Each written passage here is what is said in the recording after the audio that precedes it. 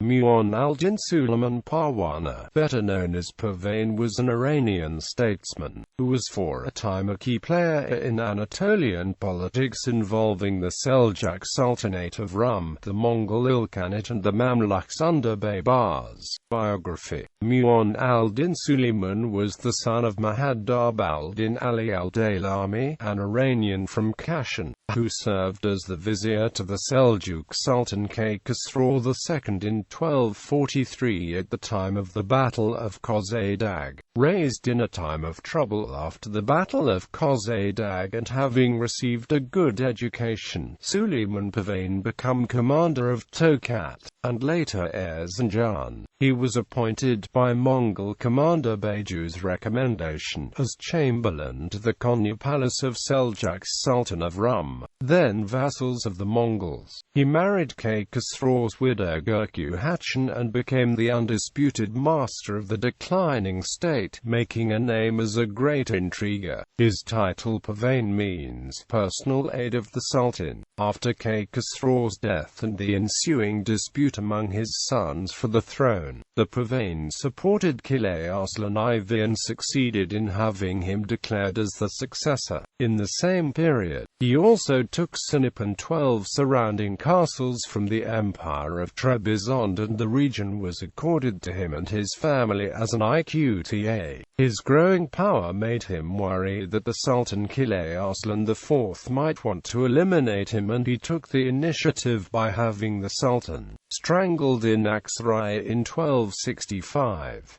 The throne was succeeded by Qilay Arslan IV's minor son Khosrow III. During the Mamluk Ilkhanate War, and especially after the Mamluk hand had strengthened under Baybars, Pervane's policy was characterized by multiple allegiances, all at the same time wishing to keep all his options open. According to Ibn Shaddad, when Baybars came to Syria in 1275, Pervane played a pivotal role in dissuading him from his plans for invading the Anatolian heartland and directed him rather towards raids in the Armenian kingdom of Cilicia, persuading him to leave the territories of his sultanate to the following year. But neither did he enjoy the Ilkhan Abuha's full confidence, and the successes of Baybars had brought incipient anti-Mongol feelings among Seljuk notables, led by the Seljuk governors of Dyubkir, Harput and Igd, to the fore. In 1277, Baybars entered the Seljuk Sultanate and on the 18th of March, overcame the Mongol army in Elbistan, while Pervane, who was in command of the Seljuk contingent expected by both Baybars and the Mongols, took flight to Tokat along with the young Sultan. Baybars made a triumphal entry into Kayseri on the 23rd of April and then returned to Syria. At the news of his troops' defeat, Abuka hastened to Anatolia and sternly punished the Seljuk Turks.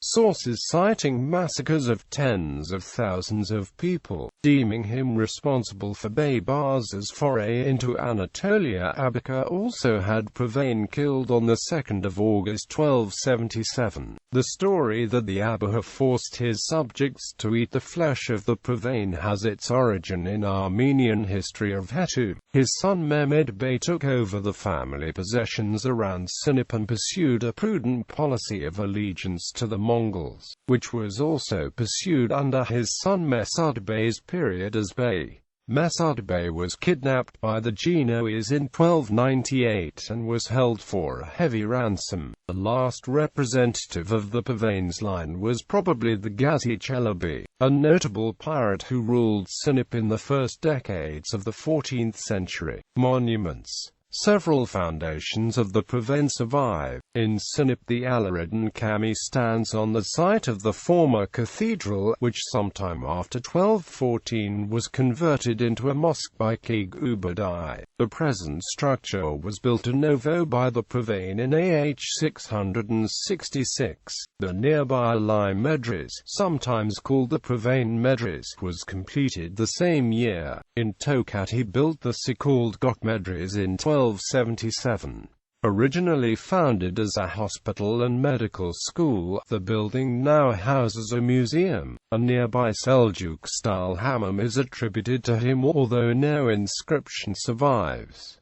There is another mosque of the Pervane in Mertzifon. Recently, the archaeological remains of a medrese founded by the Pervane came to light within the compound of the closed bazaar of Kayseri. The medrese was partially excavated in 2002. Books